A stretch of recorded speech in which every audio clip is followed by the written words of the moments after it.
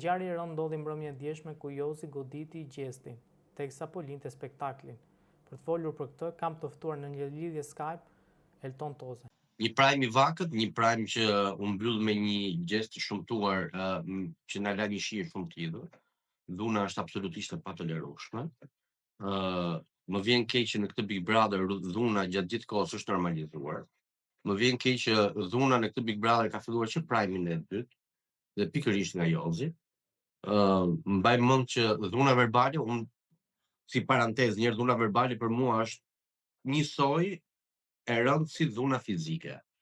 Mbaj mend dhunën verbale që Jozi ka nisur karshi Rozanës dhe ka vazhduar më tej me të gjithë lojtarët e tjerë.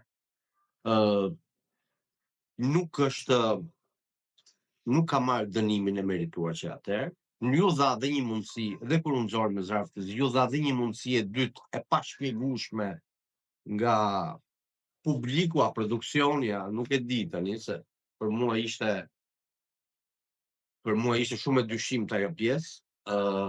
Rikthimi atit në shtëpi, zgjedhja nga Gjesti një herë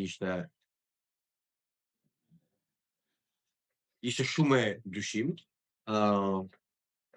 Por që për mua dhuna e djeshme ishte kapaku I një dhune 4 mujore që është normalizuar në shtëpinë e Big Brotherit për ditë, qoftë nga Jozi, qoftë nga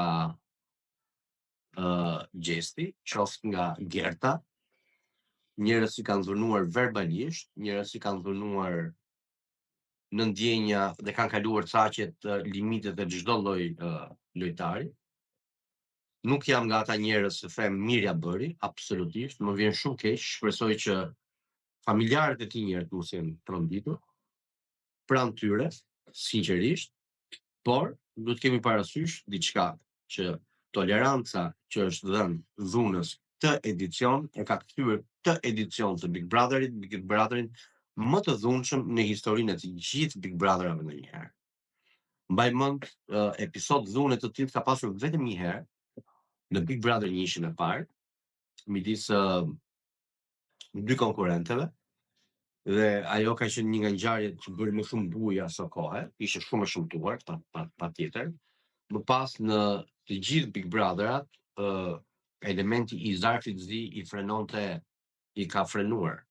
Zarfi Zi brenda është një lloj kushtetute, është një lloj gjykate, ku normalisht të vë ty përpara përgjegjësisë. Në momentin që ti e shikon që Zarfi Zi vepron, ti normal stepesh. Për sa kohë Zarfi I Zi këtë Big Brother u kthye në kafe macchiato, për sa kohë në këtë edicion dhuna ishte pjesë e përditshme.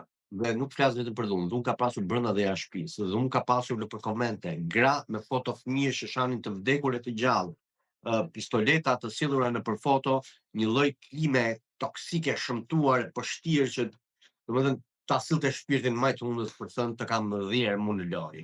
E më falni për fjalorin, po që të dy ishin muk, njëri e ka tjetri. Njëri e ka çuar nga aja ke zhëja dhe tjetri e kaloi zhën, pastaj që I bëri atë gjest akoma dhe më të shëmtuar. Vjen shumë keq që jam toleruar, vjen shumë keq që nuk përmend një herë djega me benzinë, vjen shumë keq që nuk përmend një herë të tëra bullizimet që opinionistët I kanë bërë Jozit, se duhet jemi edhe këtu, dhuna ka filluar edhe nga opinionistët. Kemi opinionistët më të njanshëm që ka pasur ndonjëherë, alo. Okej. Kemi opinionistët më të njanshëm që ka pasur ndonjëherë historia e gjithë Big Brother. Kemi një Ned që ka sulmuar në mënyrë, domethënë, ashiqare një banor të caktuar, duke ditur presionin që ka pasur brenda asaj shtëpie. Kemi një Hajber që kurrë nuk pati për të vënë përpara përgjegjësisë lojtarë të cilët kanë dhunuar verbalisht njëri tjetrin. Kemi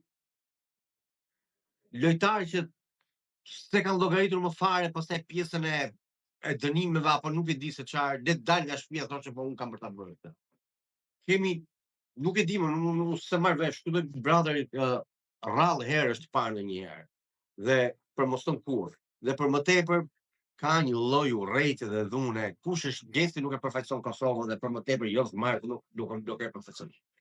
Çfarë është kjo më? Ç'është kjo lloj urrejtje kaq e shëmtuar që ka plasur në përrjet? Çfarë është ky skandal? Më çfarë këta njerëz që shajnë me libër shtëpie, me të gjalla dhe me të thjeshtë. Çfarë është kjo? Është skandal.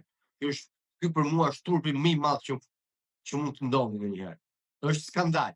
Është turpi më i madh që ka ndodhur ndonjëherë në historinë e të gjithë kohërave në një televizion. Skandal. Njerëz që nisën dhe ikin këtë dera Top Channel-it këta me armë dhe me hajde ti të tregojmë neve kush është. Burri po çfarë është kjo? Burrëri është kjo. Ky është skandal, ky është tmerr. Budallik. Njerëz sinqerisht mbaj mend kur transmetohej Big Brother VIP Kosova, shikoja dhunën verbale që përdoreshin ndaj konkurrentëve nga Shqipëria.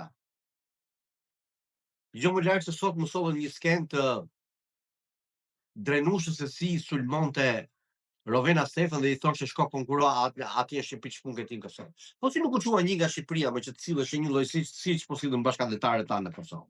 Po si nuk doli me një njeri të shante, me libër shtëpie, me të gjallë me të vdekur.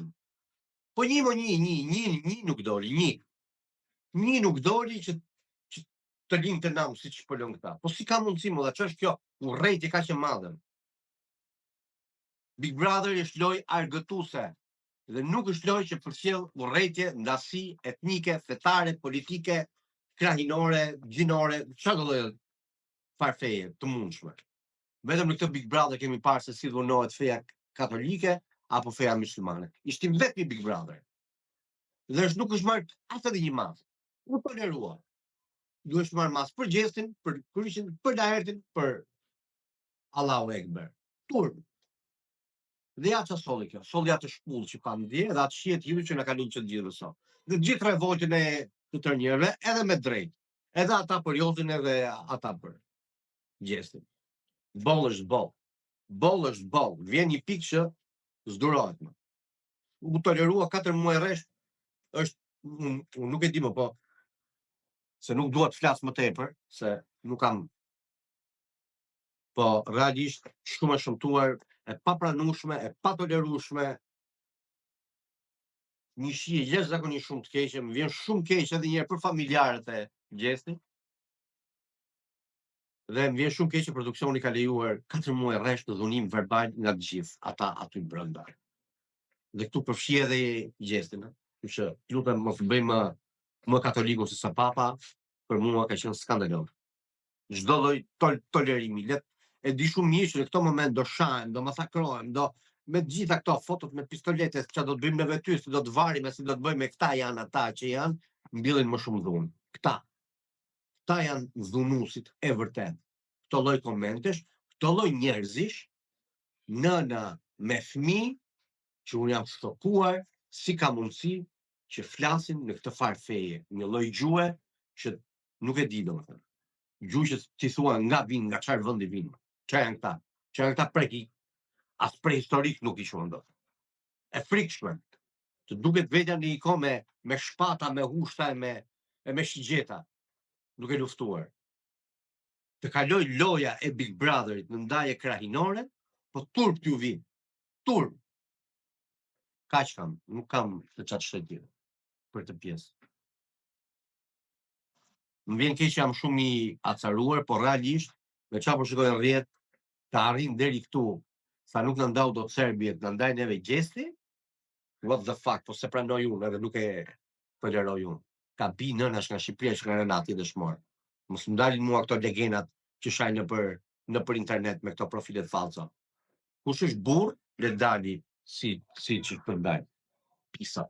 Pikërisht kjo është shumë e çmtuar kjo më lloj mënyre si mund të paralelizojnë dashurinë që shqiptari ka për Kosovën, edhe për shqiptarët e Kosovës ta paralelizojnë me shpullën e Jozit.